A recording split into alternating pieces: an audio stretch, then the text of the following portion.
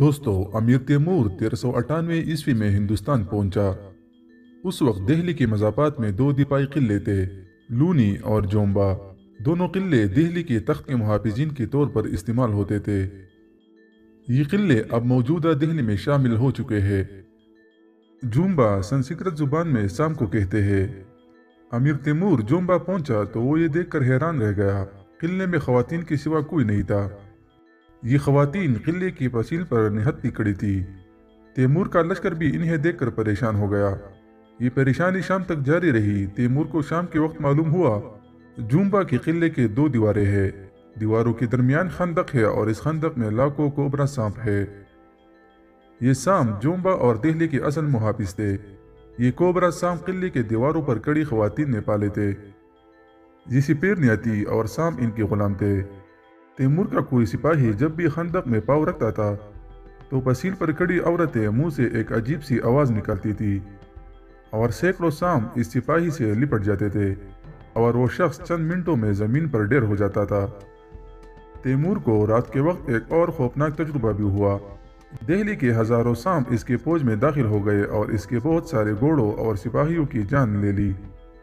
हिंदू सांप को देवता मानते हैं। ये सांप को मारते नहीं थे और आज भी नहीं मारते। चुनांचे दिल्ली के मज़ाफ़ात सांप घर बन चुके थे। ये सांप तैमूर के लिए भी मसला बने और अमीर तैमूर को काफ़ी परेशानी में मुब्तला रखा। जब 1857 की जंग के बाद अंग्रेज़ों ने दिल्ली पर कब्जा किया तो ये इनके लिए भी चैलेंज बन गए। अंग्रेज सिपाही रोज़ दिल्ली में किसी न किसी कोबरे का निशाना बन जाते थे। लिहाजा इन्होंने इनसे निपटने के लिए एक दिलचस्प स्कीम बनाई। इन्होंने दिल्ली के मज़ाफ़ात में सांप मारे और इनाम पाए का ऐलान कर दिया। दिल्ली के उस वक्त के अंग्रेज असिस्टेंट कमिश्नर सांप मारने वालों को नकद इनाम देते थे। ये इनाम चंद दिनों में तिजारत बन गया।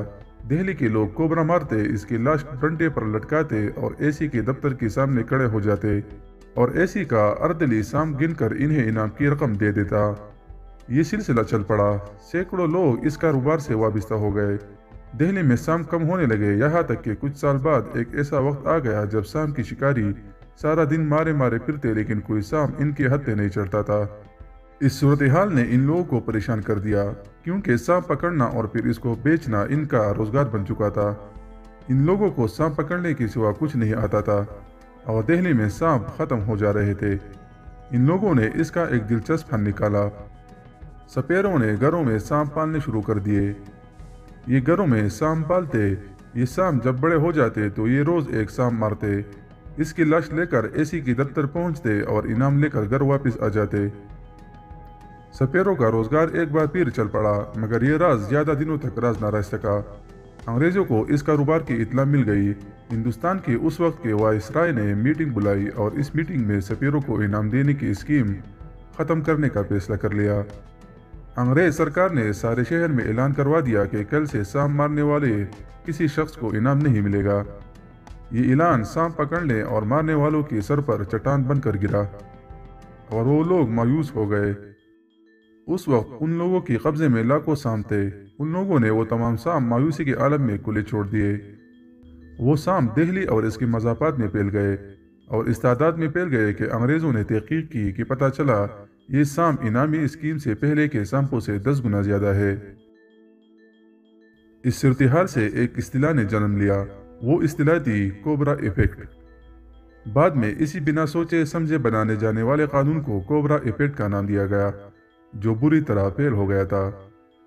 दोस्तों, उम्मीद है आज की इन्फॉर्मेटिव वीडियो आपको अच्छी लगी होगी। इसे लाइक करके आगे भी शेयर कीजिएगा और मज़ीद इस तरह की वीडियो देखने के लिए हमारे चैनल उर्दू इन्फॉर्मेटरी को सब्सक्राइब करें और घंटे के निशान पर क्लिक करें ताकि आपको हमारे यहाँ नए आने वाली वीडियो की नोटिफिकेशन वक्त मिल सके।